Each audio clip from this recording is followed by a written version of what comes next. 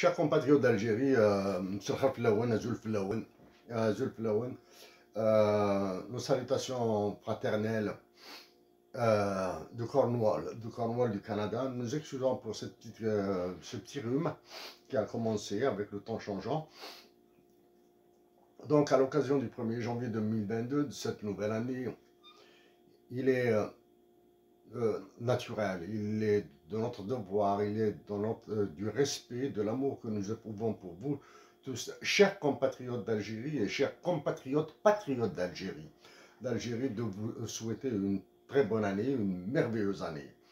Et notre année à tous, l'année des patriotes algériens sera merveilleuse s'ils continuent dans ce processus de résistance, de dignité et de noblesse.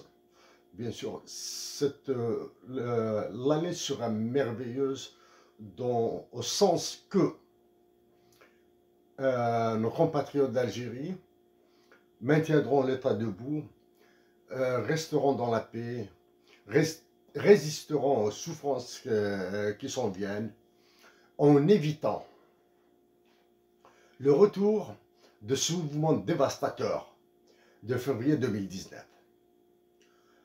Tout comme il est de notre devoir, plaisir même, de souhaiter une merveilleuse année aux soldats algériens, aux officiers subalternes algériens, en les suppliant de continuer à protéger la patrie, à défendre la patrie dans la partie de leur responsabilité, en leur disant que la patrie ne peut être défendue que par sa nation, que par son peuple. Cette nation, ce peuple auquel les soldats et les officiers subalternes appartiennent. Chers compatriotes d'Algérie, nous allons continuer à être très pragmatiques. Donc, sans ce patriotisme, sans cette noblesse, sans cette résistance, sans cette recherche, cette quête, ce recouvrement de la dimension intégrale de la majorité de l'Algérie, l'avenir de l'Algérie sera encore plus sombre, parce qu'il est déjà sombre. Ce matin a été publiée la loi des finances de 2022. Comme nous sommes engagés, nous allons revenir dessus. Donc, le 16...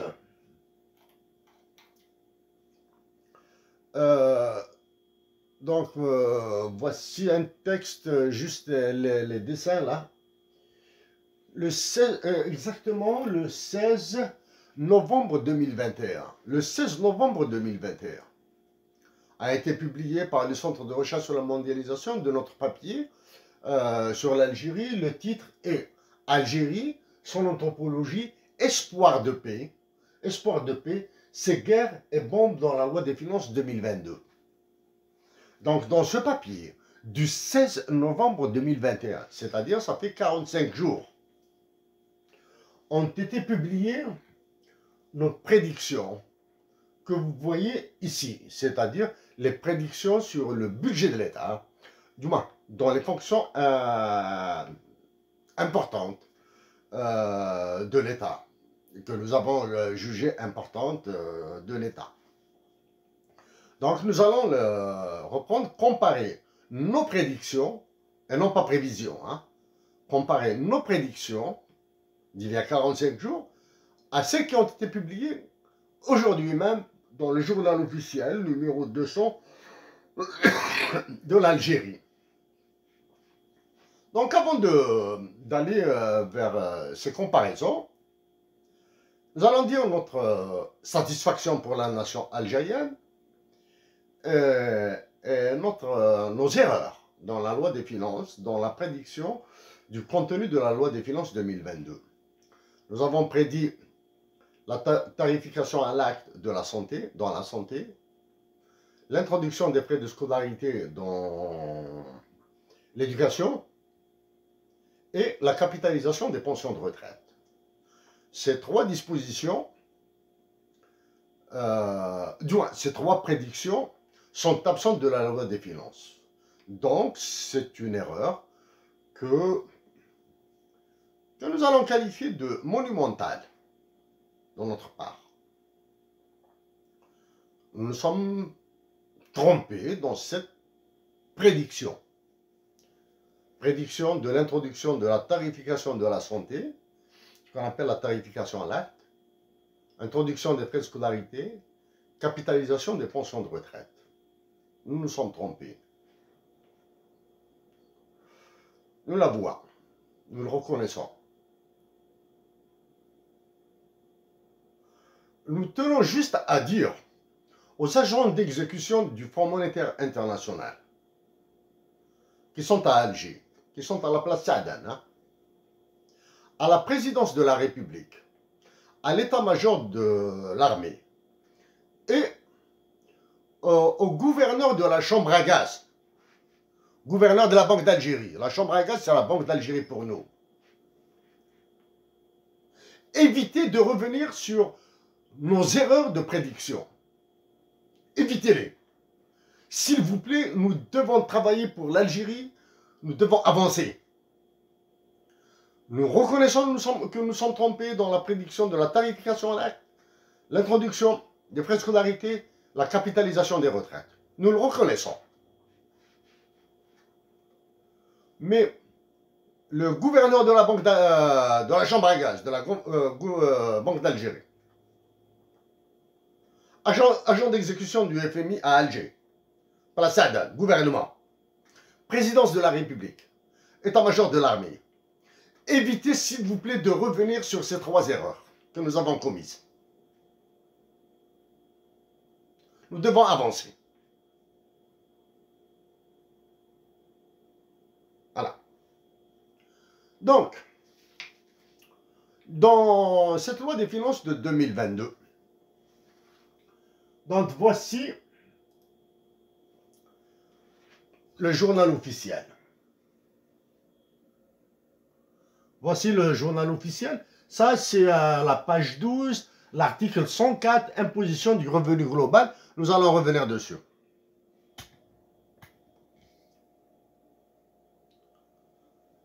Il y a à la page à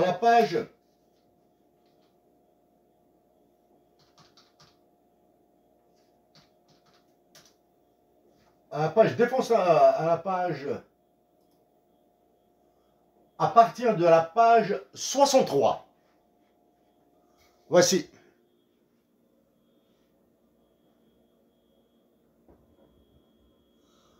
À la page 63 sont publiés les budgets par fonction, défense nationale, éducation nationale, santé, ministère de l'Intérieur, etc. Donc nous allons revenir sur les chiffres de nos prédictions et les chiffres qui ont été publiés ici. Donc vous pouvez les comparer, vous pouvez faire des calculs. Maintenant, avant d'aller sur la comparaison des chiffres publiés par la loi des finances 2022 de ce jour et les chiffres que nous avons publiés au mois de novembre, le 16 novembre passé. Nous allons expliquer cette difficulté. Nous savons que nos compatriotes algériens, pour la majorité d'entre eux, ont des difficultés à manipuler des chiffres, à les comprendre. La meilleure, du moins, l'un des conseils pour comprendre un chiffre, même pour les littéraires, bien ceux qui font sociologie, psychologie, les sciences dites molles, hein, avec toute notre affection pour ceux qui font dans la littérature, qui aiment la littérature, nous adorons la littérature. Donc ils ont des difficultés à manipuler, à comprendre, à saisir, à quantifier la force, la faiblesse, l'impact d'un chiffre. Nous allons prendre un exemple très simple, hein, très simple. On va supposer que vous pouvez déposer de l'argent le matin à 9 h du matin à la banque et que vous pouvez récupérer votre argent à 4 h de l'après-midi. Hein. La banque ouvre à 9 h, elle ferme à 4 h. Vous pouvez déposer de l'argent entre 9 h et 4 h. Nous allons supposer que... Dis-moi, la grippe avec un chat dans la gorge. Donc nous allons supposer que vous allez déposer 1000 dinars à 9 h du matin à un taux d'intérêt de 10%. Donc à la fin de la journée, vous allez récupérer vos 1000 dinars plus les intérêts de 10%. C'est-à-dire 100 dinars. Voilà. À 10% de taux d'intérêt sur une mise, un capital, sur une épargne de 1000 dinars, à la fin de la journée, vous allez récupérer vos 1000 dinars plus les 100 dinars, c'est-à-dire 1100 dinars. On va supposons maintenant que le taux d'intérêt est de 1%. Donc 1000 dinars multiplié par 1%, ça donne 10 dinars. Donc à la fin de la journée, vous allez récupérer 1000 dinars plus 10 dinars, 1010 dinars. Voilà. Donc, dernier exemple, dernière situation, vous allez placer vos 1000 dinars à un taux d'intérêt de 0,1%. C'est-à-dire un dixième de 1. Ça veut dire que vous allez récupérer un dinar. Voilà. 1000 dinars multiplié par 0,1% égale 1 dinar. Donc à la fin de la journée, vous allez récupérer 1000 dinars plus 1, 1001 dinars. Maintenant, il est clair qu'en maintenant un capital fixe, c'est-à-dire les 1000 dinars, cette quantité est fixe. Mais en faisant descendre les taux d'intérêt, le gain, l'intérêt lui-même, baisse. Voilà. Maintenant, imaginez l'autre cas. Le capital placé est différent pour chacun de nous tous. Le taux d'intérêt est le même.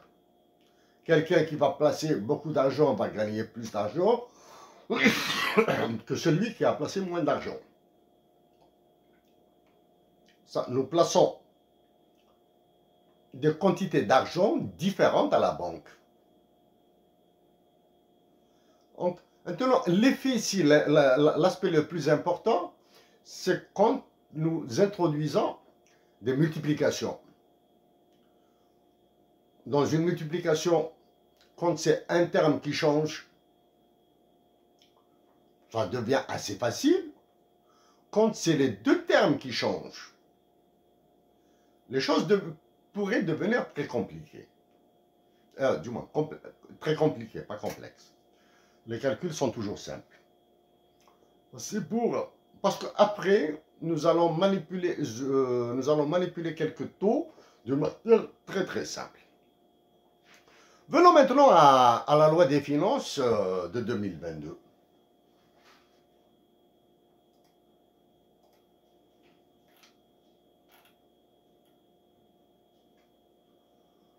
Dans nos prédictions prédictions des budgets dans la loi des finances pour la défense nationale, l'intérieur, la santé, etc., nous avons publié des taux, hein, nous disons bien des taux, c'est-à-dire des pourcentages. Et aujourd'hui, la loi des finances a été publiée. Nous avons recalculé les taux dans la loi des finances. Donc, à gauche, ce sont les prédictions de loi des finances 2022, calculées sur la base des moyennes. Dans le cadre d'une conférence, nous allons dire quelle est la technique qui a été utilisée ici. parce que c'est... fallait jouer avec les agents d'exécution du FMI et de la Banque mondiale à Alger, avec l'état-major, avec la présidence. Hein. La loi des finances de 2022, Algérie, les voici les chiffres. Nous allons prendre un par un. La défense nationale, nous avons prédit 37%, et la loi des finances de ce jour, c'est 33,55%. Sauf qu'ici, nous avons ajouté les moudjahidines. Donc, si nous supprimions les moudjahidines, la défense nationale va monter. Le taux de la défense nationale va monter. Ok. L'enseignement supérieur. Dans la prédiction, nous avons dit 11%. Dans la loi des finances publiée aujourd'hui, c'est 10,33%. Pour l'éducation, dans la prédiction, c'est 22%. Dans la loi des finances publiée aujourd'hui, c'est 21,29%. La santé, prédiction 12%. Le résultat est de 11,34, publié par la loi des finances, 11,34%. L'intérieur, prédit 16%. Prédit 16%. Dans la loi des finances de ce jour, 15,11%. Justice, 2% dans la prédiction. Dans justice, 2,38%. Donc, nos taux, les taux de la prédiction sont très proches des taux réels, c'est-à-dire publiés par la loi des finances. Par la loi des finances. C'est pour cette raison que nous avons dit, ici nous donnons une indication aux agents d'exécution du FMI et de la Banque mondiale à Alger, gouvernement, voilà, pour être clair. Présidence de la République, état-major de l'armée, chambre à gaz, Banque d'Algérie. Donc c'est pour cette raison que nous vous disons, s'il vous plaît, évitez de revenir sur nos erreurs de prédiction. Sinon, nous allons faire sortir autre chose, etc. Et nous voulons rester dans l'optimisme. Nous voulons rester dans l'espoir. Pour sauver la patrie. Voilà. Maintenant, ça, c'est en termes de taux. Maintenant,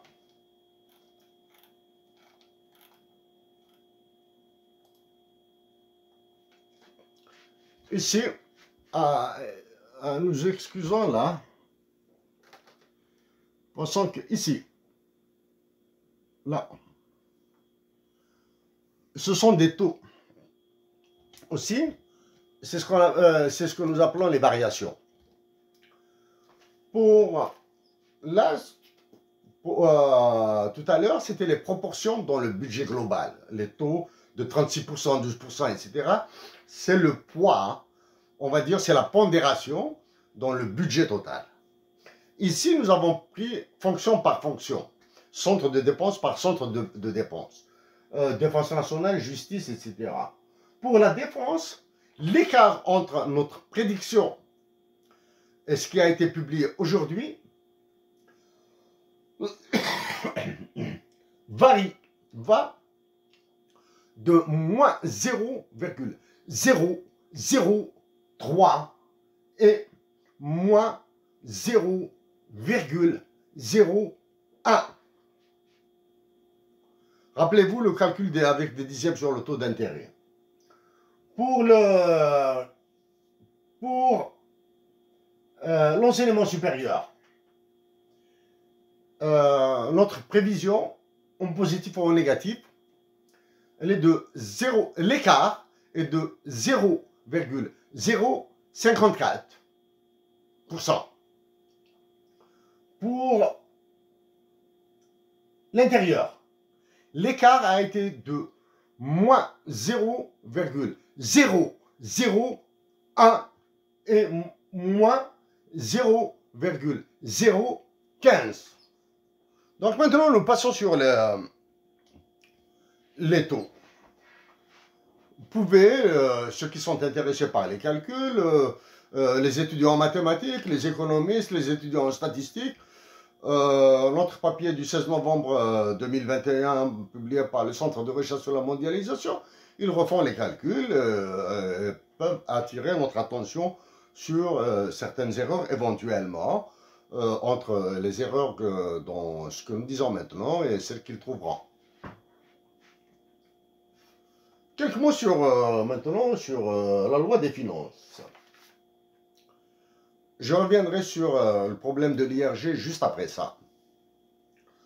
Ah, c'est une loi des finances qui va énerver sérieusement, alors là, sérieusement, très, très sérieusement, le FMI et la Banque mondiale. Elle va l'énerver. Ah, cette loi des finances va énerver, va énerver sérieusement le FMI et la Banque mondiale. Nous ne pouvons pas être accusés de pro-FMI ou de pro-Banque mondiale. Vu ce que nous avons dit auparavant, précédemment, ce que nous avons écrit, etc., etc. Mais nous pouvons plutôt être accusés d'être pire que la Banque mondiale et le FMI. D'avoir été pire dans nos propositions. Exemple, la baisse des salaires, la baisse des pensions de retraite, la réduction du temps de travail, okay, contre l'allocation chômage, etc. Donc, être accusé d'être pro-Banque mondiale, pro-FMI, serait audacieux celui qui le ferait. Être pire, oui. Ceci nous a obligés à contacter le FMI et la Banque mondiale pour discuter avec leurs économistes. Donc, l'essentiel, elle va déplaire. Quand nous disons que cette loi des finances va déplaire au FMI, à la Banque mondiale, à l'OCDE, à l'Union européenne, ça veut dire que la confiance, qui se mesure dans une équation du FMI, la confiance, la sincérité, ce qui est appelé en théorie l'allié moral et la sélection adverse. Théorie économique, on appelle ça l'allié moral et la sélection adverse, the moral hazard et the adverse selection. Vont faire monter d'au moins 2 à 3%, peut-être.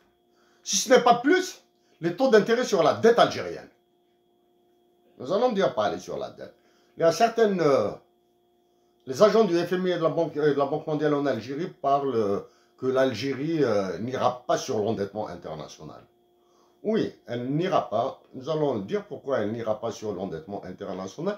Et elle ira sur l'endettement international juste après. Bon. Avant de... Cette loi des finances, de l'autre. Cette loi des finances, nous l'avons prédit qu'elle sera fasciste, criminelle, antipatriotique, tout ce que vous voulez. Elle les a toutes. Elle les a toutes. Nous l'avons dit dans un message aux députés, aux sénateurs, à tout le monde, à l'état-major, à la présidente de la République, etc. Elle a toute cette art. Antipatriotique, fasciste, tout ce que vous voulez. Parce qu'il n'y a pas une loi de solution, il n'y a pas une seule loi de solution des problèmes que vivent les Algériens. Voilà. L'illégalité dans l'injustice, le caractère fasciste et dans la loi des finances, il est à la page 12.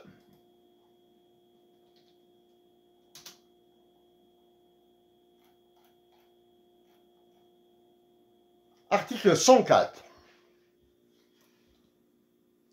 Article 104 de la page 12. L'IRG. l'impôt sur le revenu.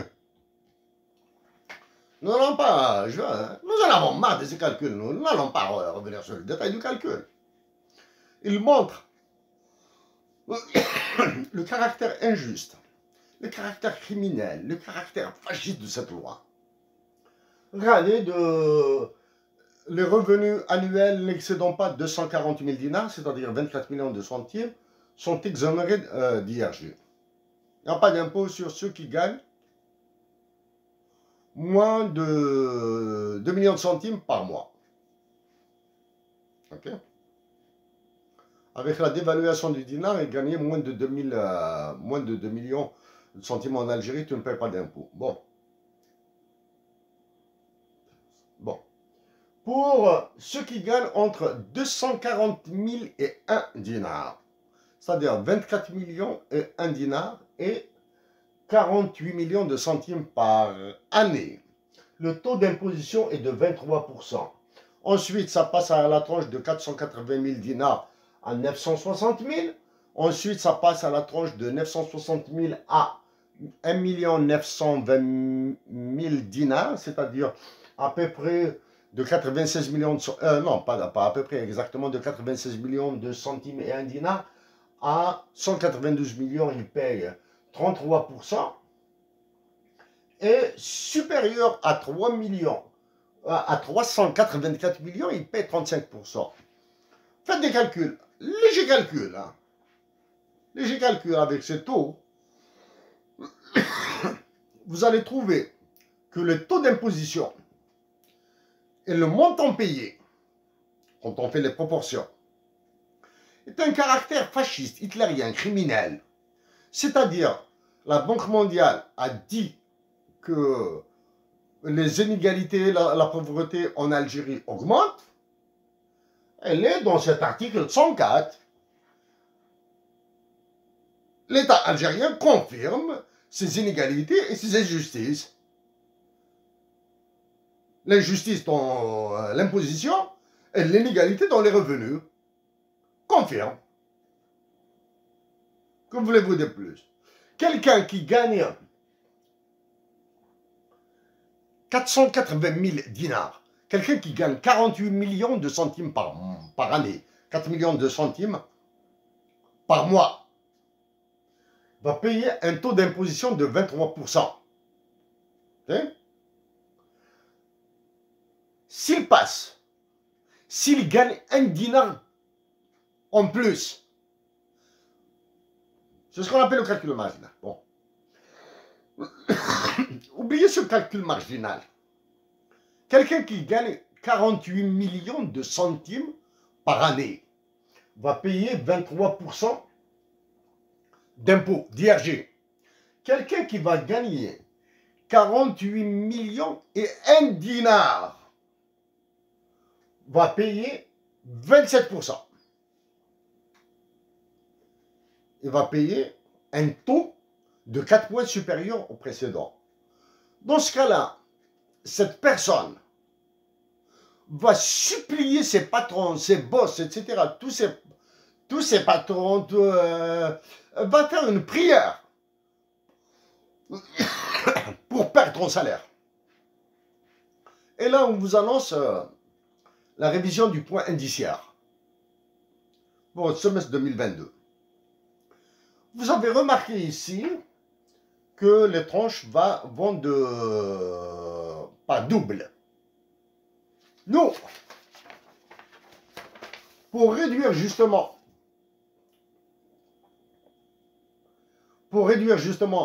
l'inégalité, rétablir la justice dans l'imposition, nous avons commencé par des fourchettes de 500 dinars de 5000 dinars à 1000 dinars, de 5000 dinars à 10 000 dinars, de 10 000 1 dinar à 16 000 dinars, c'est-à-dire nous avons resserré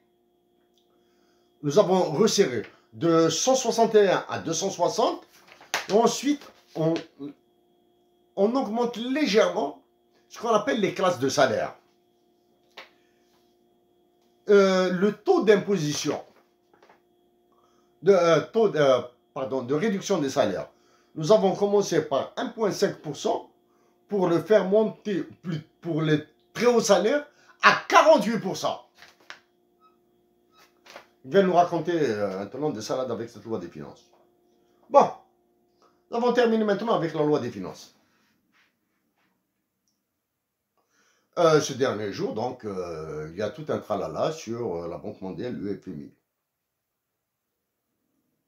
FMI.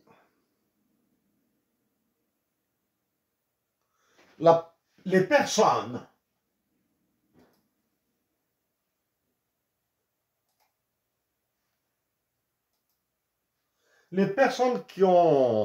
qui sont derrière le papier publié par la PS, qui dit la Banque mondiale est sortie de son cadre d'institution financière internationale pour se transformer en un outil de manipulation et de propagande, etc., etc. C'est ce qu'ils font là. Les instigateurs de ce papier, les rédacteurs de ce papier doivent être licenciés le plus tôt possible. Disons, les rédacteurs de ce papier, les instigateurs de ce papier doivent être licenciés le plus tôt possible.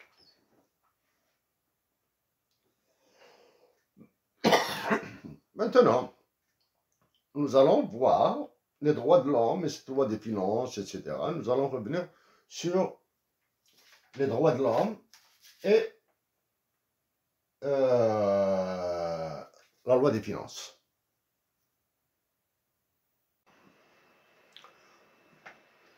Maintenant, nous allons passer à la question des réserves internationales et le prétendu refus de l'endettement international de l'Algérie. En 2015, parmi les solutions possibles, nous avons proposé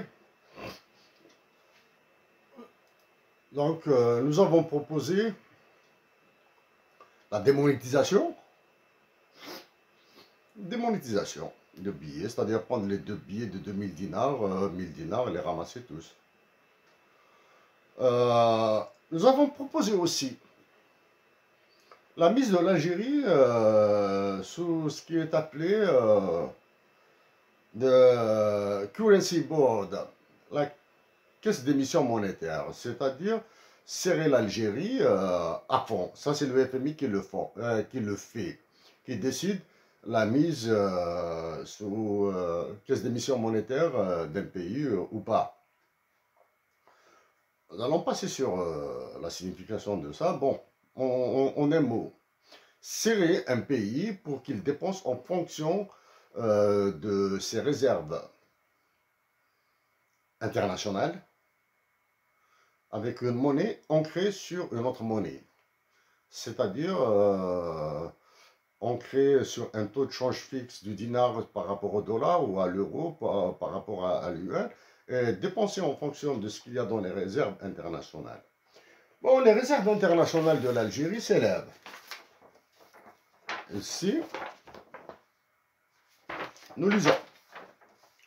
Les réserves algériennes pour 2020, elles s'élèvent à 48 milliards 882 millions 50 000 dollars. Nous allons arrondir à 48 milliards 882 millions de dollars pour une population estimée à 43 850 000 personnes.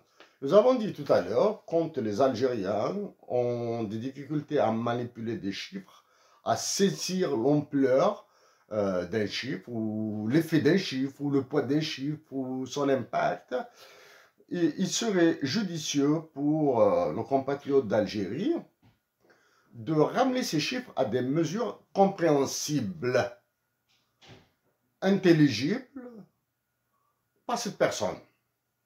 Ici, nous avons fait les calculs pour vous.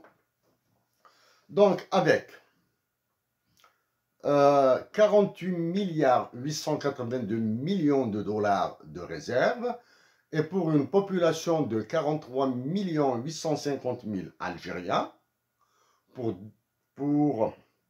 2022, pour 2021, parce que ce sont les réserves à 2020.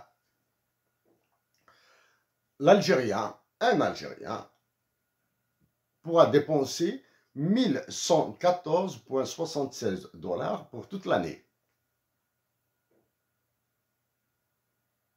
Et par jour, un Algérien devra dépenser ou bien est autorisé à dépenser 3,05 $ par jour. 3,05 $ par jour, il est à peu près, ce qui est appelé par le FMI, l'OCDE, etc., le seuil relatif de pauvreté. Le seuil absolu, c'est 1,75 $, 1,50 $ ou 1,75 $ par jour, dollars US. Hein. Le seuil relatif de pauvreté, c'est 3,05 $. Donc, un Algérien peut dépenser 3,05 $ par jour pour 2021. Donc maintenant, à la fin dans quelques mois, nous verrons quelles sont les réserves internationales de l'Algérie et comment elles se comportent. Donc voici les chiffres officiels du FMI. Pour une fois que nous sommes prêts, nous sommes dans la même fourchette de valeur, dans le même ordre de grandeur que la chambre à gaz. Pour rendre ces chiffres plus explicites, plus simples, plus clairs encore. Un Algérien, c'est-à-dire un bébé qui est né, a le droit de consommer 3 $ par jour pendant toute l'année. Ça, c'est un bébé. Un bébé. Un vieux de 98 ans, de Voujlil, de Ouagnoul, a le droit de dépenser 3,05 $ par jour. Voilà. Mais un général de l'armée algérienne, les généraux qui ont foutu en l'air l'armée algérienne, ils l'ont massacré. C'est pour cette raison que chapeau pour les soldats algériens, chapeau pour les officiers subalternes qui arrivent à maintenir une certaine cohésion. À qui nous disons, s'il vous plaît, résistez. Nous savons que vous écoutez les informations qui sont diffusées par une source. Résistez, s'il vous plaît, à la dignité. Il arrivera le jour où les Algériens vous diront merci, où les Algériens vous offriront des fleurs, où les Algériennes et les Algériens, vous aimeront comme la nation américaine aime ses soldats américains. Voilà. Alors que les généraux, ils ont explosé le pays, ils ont explosé l'armée. Voilà. Donc un général algérien qui pourra aller se soigner à l'étranger pendant que l'autre Algérien galère en Algérie. Donc un général de l'état-major, un gars de la présidence, du gouvernement, de la chambre à gaz, ont les moyens d'aller se faire soigner à l'étranger aux frais de la princesse, hein, aux frais de l'Algérien. Hein. Nous allons prendre un exemple pour rester dans les 3 $ par jour, par Algérien. Un exemple simple. Un officier algérien, un général algérien qui se fait soigner en Suisse, en Allemagne ou en France pour 99 999 $ US. Il se fait soigner pendant 1 mois ou 2 mois pour l'équivalent de 99 999 $ US. Il aura consommé l'équivalent de 33 333 Algériens par jour. Voilà. Ça, c'est d'un côté. D'un autre, quand les agents d'exécution du FMI et de la Banque mondiale, le FMI et la Banque mondiale, ils vont s'énerver, ils vont se mettre dans une colère noire contre l'Algérie. Et quand nous disons colère noire, ça veut dire qu'il y a des mesures récursoires, il y a des sanctions qui vont s'abattre sur l'Algérie. Des sanctions informelles, mais très efficaces dans les marchés financiers internationaux. en particulier dans les marchés secondaires, dans la dette. Voilà maintenant. Donc, ils claironnent qu'ils n'iront pas sur l'endettement international. C'est une possibilité vraie. Elle est vraie. Ceci veut dire qu'ils vont serrer à fond les Algériens. Ça veut dire qu'il y aura moins de médicaments, qu'il y aura moins de fournitures scolaires, qu'il y aura moins de livres pour les étudiants, qu'il y aura moins de pièces de rechange pour les usines qui utilisent des machineries, des équipements, etc. La maintenance à importer. Ça veut dire qu'il y aura moins d'argent, moins d'importation pour les grands chantiers, algériens, les industries algériennes. Par exemple, l'extraction du pétrole, l'extraction de l'or, tout ça, hein, le fer, etc., etc. Donc, quand une machine tombera en panne et qu'il demande un budget, disons, de 200 000 $ pour être réparé, ces 200 000 $ vont être puisés des réserves internationales. Hein. Ça veut dire qu'ils vont serrer à fond les Algériens. C'est pour cette raison qu'ils disent qu'ils n'iront pas sur l'endettement international. Dans ce cas-là, en tuant des Algériens, oui. C'est ce que nous avons... pour décomplexer la situation, oui, en 2015, nous avons dit que tuer tous les retraités était une solution optimale. Mais ça durera combien? Combien de temps ça va durer? Là, on est obligé d'enchaîner maintenant avec les pressions que mettront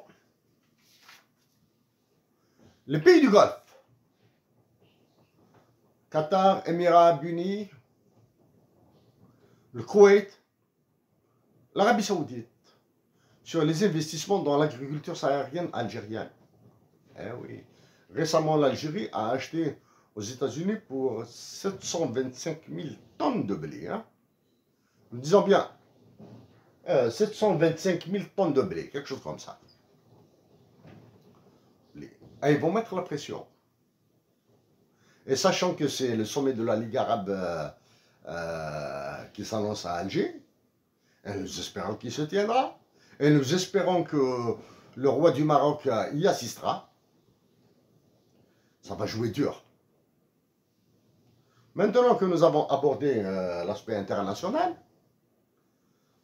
espérons aussi que le dirigeant de l'autorité palestinienne qui vient de rencontrer les Israéliens fera un bon message, plaidera la cause algérienne auprès des Israéliens. Maintenant, c'est confirmé que l'Algérie et Israël vont négocier, hein, c'est-à-dire les 100 millions de dollars qui ont été donnés à la Palestine et les 450 millions de dollars donnés à la Tunisie sont un gage pour que ces deux pays, c'est l'achat de l'accord tacite de ces deux pays pour la négociation entre l'Algérie et Israël. Voilà, donc réserve internationale, endettement international, nous vont régler. L'endettement international maintenant. Une information additionnelle.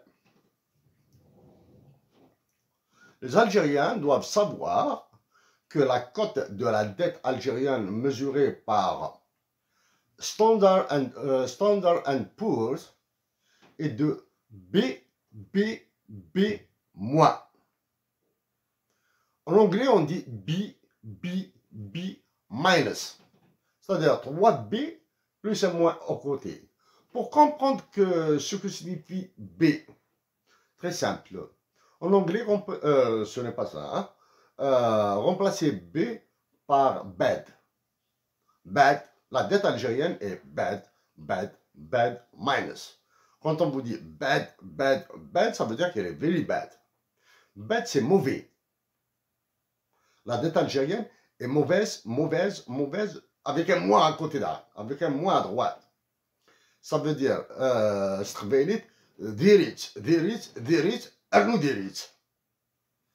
en arabe, zbel, ouzid zbel. C'est ce qu'on appelle c'est ce qu'on appelle une dette spéculative. Quand la dette est spéculative, ça veut dire que c'est un produit toxique. Ça veut dire que c'est les marchés secondaires qui vont s'en occuper. Ce sont les marchés secondaires, le marché des vautours ou bien les marchés des percnoptères. C'est pour cette raison que nous disons que l'optimisme est dans le patriotisme des Algériens, dans leur amazérité. Alors, quels sont le dernier, drôle là. Ah, l'inflation, elle est passée complètement sous silence. L'inflation en Algérie. Hein. Les journaux algériens refusent de parler de l'inflation au Venezuela, au Zimbabwe et en Turquie. En théorie. L'inflation en Turquie arrange très bien les affaires algériennes. C'est-à-dire, nous pouvons liquider les Turcs rapidement.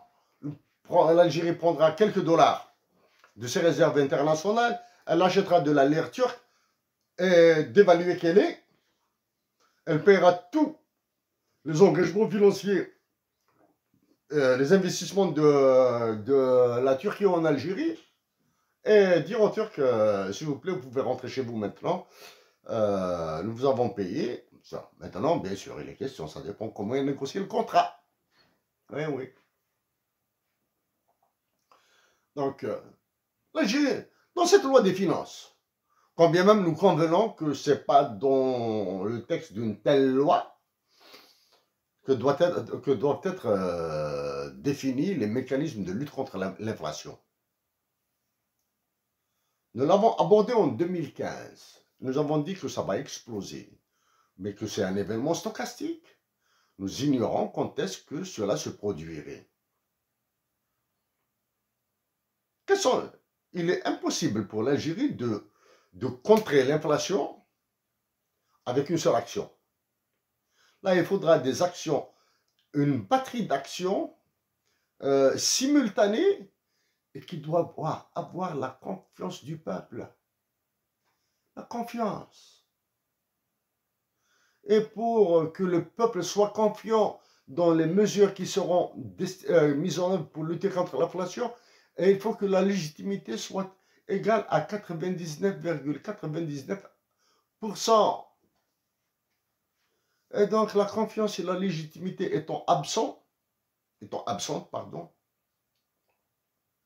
il est très difficile de lutter contre l'inflation. Ceci étant dit, nous l'avons dit que maintenant ils ont mis l'Algérie dans une situation tellement fracassante qu'il est impossible de voir très clair, sereinement, quelles seraient les solutions efficaces. Maintenant, ceci étant dit, maintenant étant habitués à ces sujets que nous avons commencé à traiter depuis 2013, pouvons. Donc, première opération, la baisse des salaires, des pensions de retraite. Les hauts salaires doivent être explosés. Hein, explosés. Démonétisation. Il faudra démonétiser pour ramener l'argent vers la banque de force. Et ça, nous l'avons dit en 2015, en 2017 et en 2018. Vous allez ramener votre argent de force dans les banques. Et c'est risqué, c'est grave, c'est une situation extrêmement grave qui peut engendrer des troubles noirs. Donc, baisser les salaires et les pensions de retraite, démonétiser les billets de 2000 dinars ou 3000 dinars, j'ignore quels sont tous les billets, toutes les monnaies fiduciaires qui existent en Algérie là. Ça c'est la première. Réduire le temps de travail pour créer de l'emploi et créer une inflation par la production. Quel est l'autre? Surévaluer le dinar. En surévaluant le dinar, nous allons réduire l'inflation importée. Mais tout ça va déplaire au FMI, à la Banque mondiale. Essentiellement, d'un point de vue formel, ces mesures vont déplaire aux États-Unis d'Amérique et à la France. Elles vont déplaire. Et donc, il n'y a que la légitimité, la confiance et la force de l'État qui ne peut être portée que par la nation, qui peuvent dire à toutes ces organisations, à tous ces États, nous sommes souverains, nous sommes des patriotes, nous allons galérer, nous allons souffrir, comment ont souffert ceux qui ont libéré l'Algérie. Et voici les procédures que nous allons mettre en œuvre pour lutter contre l'inflation. Démonétisation, augmentation du taux d'intérêt bancaire, surévaluation, réduction des salaires, création de l'emploi par la réduction du temps de travail. Nous le redisons une autre fois. Oui, nous avons contacté des syndicalistes pour les appeler au calme. Arrêtez ces histoires de grève-là pour faire plaisir aux services de renseignement, à la manipulation, etc. etc. Arrêtez ces histoires-là. Les députés et l'état-major, la présidence et le gouvernement ont suffisamment bousillé le pays. N'en rajoutez pas. Vous, les syndicalistes qui n'avez jamais travaillé. Vous êtes les plus grands feignants de l'Algérie. Avant de nous installer au Canada, nous avons travaillé en Algérie. Voilà. Alors, parmi les mesures qui remettront la confiance en Algérie, il y a d'autres. Bien sûr, que la justice, les magistrats, recouvrent à un minimum de dignité professionnelle. Ne jamais s'attaquer à la dignité humaine et aux vies privées des individus. Jamais. Ils doivent recouvrer leur dignité professionnelle. Eh oui. L'arabisation a fait des ravages. Quels sont les autres signaux? Maintenant, que les Algériens patriotes, nous répétons que les Algériens patriotes ont gagné la bataille contre la déstabilisation de l'Algérie par des généraux algériens. Il reste une autre action salutaire. C'est le départ de quelques généraux encore en activité. Exemple, le chef d'état-major, celui qui prétend être le chef d'état-major de l'armée. Il doit rentrer chez lui. Doit rentrer chez lui, quitte qu'à cela, quitte à ce que l'État algérien s'engage à le laisser tranquille. L'essentiel, sauvons le pays. Tous les généraux qui sont sous la menace de la Cour pénale internationale, d'arrestation extranationale, etc., etc. Restez en Algérie, nous vous garantissons pas l'impunité. Nous vous garantissons la non-extradition vers des pays qui vont vous saquer là. Hein? Mais pas l'impunité. Il y a trop de vies qui demandent justice. En parlant de justice maintenant, en parlant d'impunité,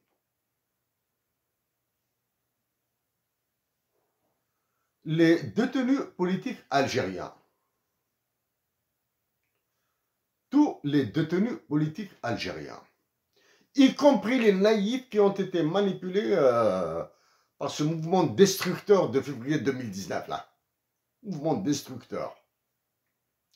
Les détenus politiques accusés de sécession, de Kabylie, etc., indépendantisme, d'autonomisme, etc. Tout cela doit être libéré immédiatement pour remettre de l'espoir. Ça, c'est la première. Deux, et les dédommager. Pour les dédommager, des généraux algériens et un système judiciaire qui utilise des Algériens comme boucliers comme victime expiatoire est une honte. En plus d'être une violation massive des droits de l'homme, etc., c'est une honte. Chers compatriotes d'Algérie, bientôt, la France a pris la direction de l'Union européenne.